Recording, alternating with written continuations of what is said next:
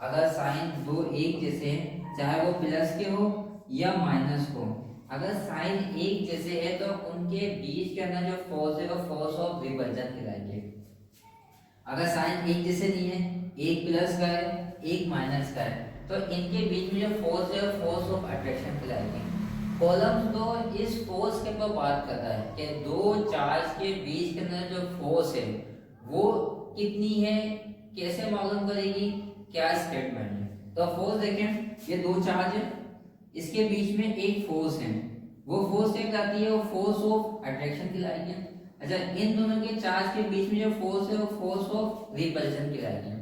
Columns का statement क्या है, कॉलम्स का स्टेटमेंट ये है कि ये जो फोर्स है, दो चार्ज के बीच में जो फोर्स है ये डायरेक्टली प्रोपोर्शनल है to the product of their charges.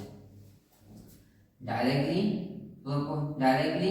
Proportional to the product of their charges.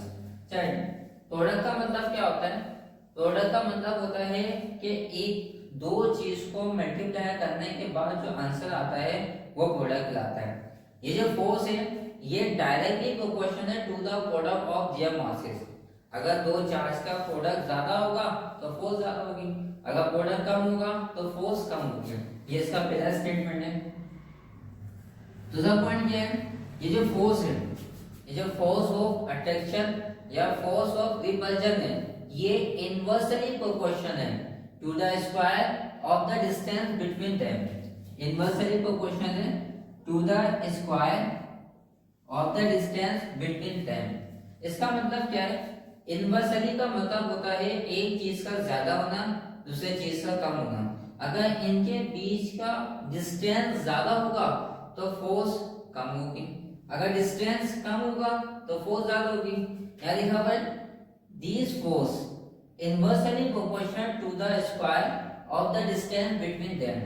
ये स्क्वायर कैसा है, देखें ये इसके सेंटर से लेके यहाँ तक का फासला ये आर कहलाएगा, और इसके सेंटर से लेके यहाँ तक का फासला ये आर कहलाएगा। एक आर दो आर, दोनों आर को मल्टीप्लाई करेंगे आर स्क्वायर आ जाएगा। ये इसका स्टेटमेंट ट्रू है।